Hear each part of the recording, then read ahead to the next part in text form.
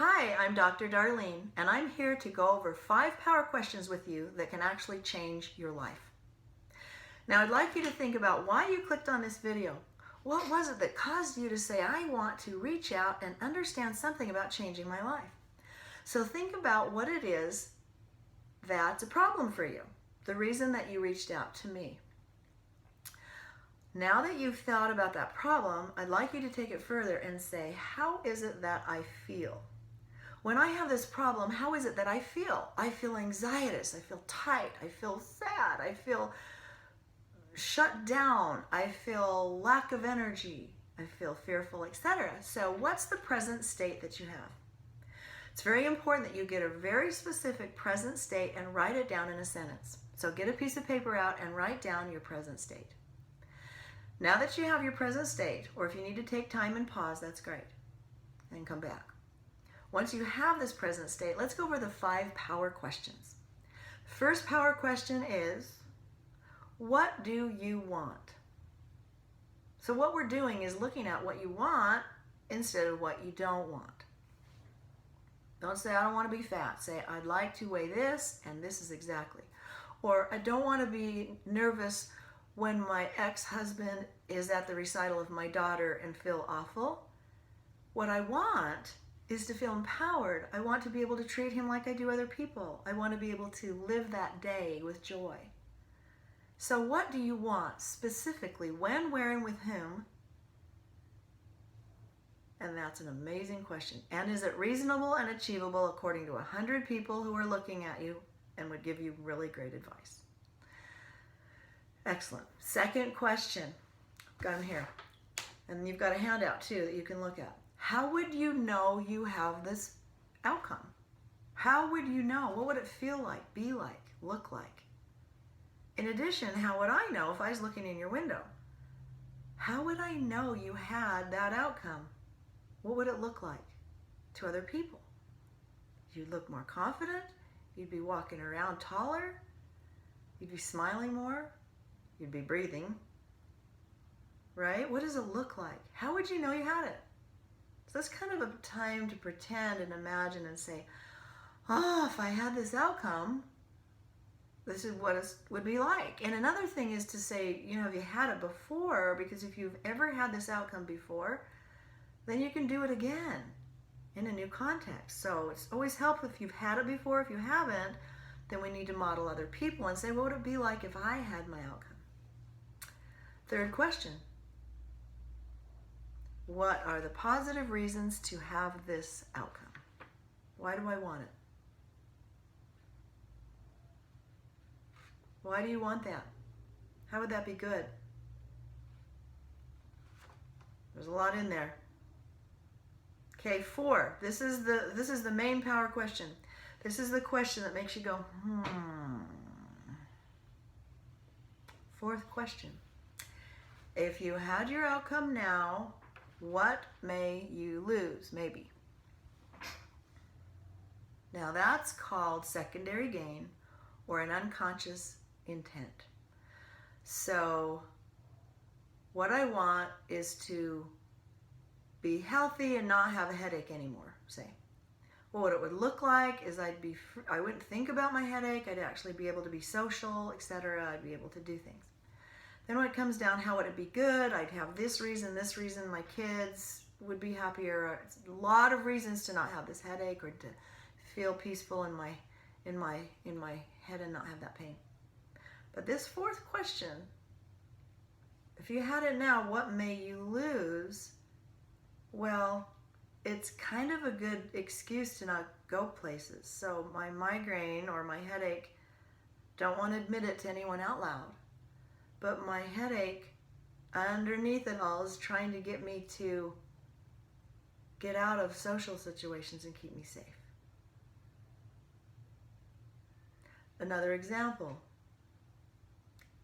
I want to be thin and fit.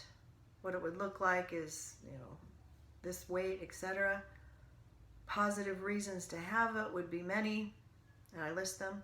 But this 4th question, if I was thin and fit right now, what might I lose? Well, I might, don't want to admit this out loud to anybody, but I might have an affair, I might feel too sexy, maybe people would come on to me and I would feel unsafe again. So I'll keep the weight on. Very common.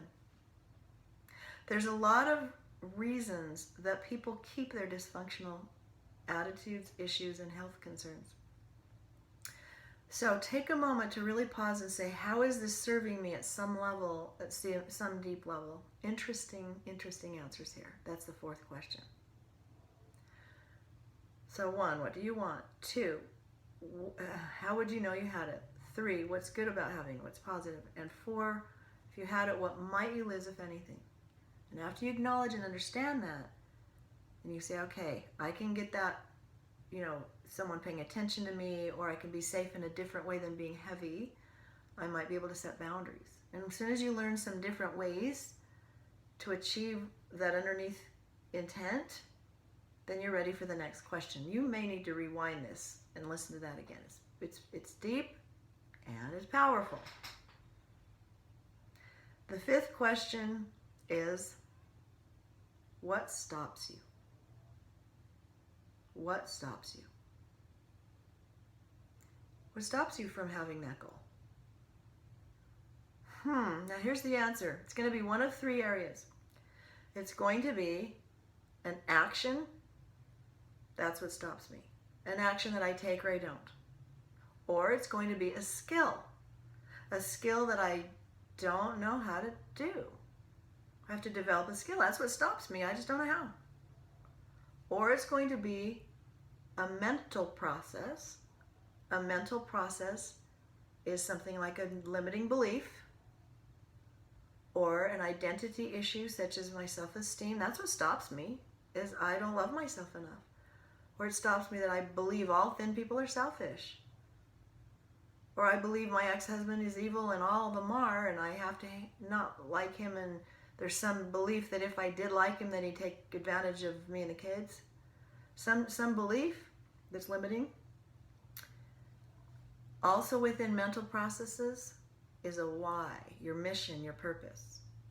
So this mental processes is full of things that can stop you. Limiting beliefs, identity, why, ways I think, all of that. So what stops you is either an action and or a skill and or a mental process. Very commonly what stops people is fear. That's what stops me. Or I don't deserve it. That is huge. That's one of the biggest things that stops people in my practice, is they just don't deserve to be rich or fit or have anyone forgive them.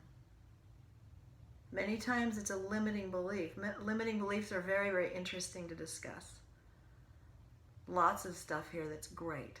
So for today, focus on the 5 power questions and have that guide you through to plop out where you are now that's not working to what it is that stops you. And once you know what it is that stops you specifically, now you can take that today and read a book about it, sing a song, say prayers, talk to friends, start opening up to learning more about that. And sometimes just knowing it makes you change it. It's an amazing thing. It's called a kind of a diagnosis of really what stops you. What stops you is my website. What stops you is my main book. What stops you, overcome self-sabotage. I have a what stops you from the relationships that you want. I have what stops you from having the body you want. So look me up on my website, whatstopsyou.com, and let me know if I can assist you any further. I'm so honored that you would take time to listen to what I have to say for these 10 minutes-ish. And I am with you in my thoughts every day that you can really reach your goals and be the person that you know you can be and really live your dreams and change the life in the way that you want to. Thank you and namaste. Thank you.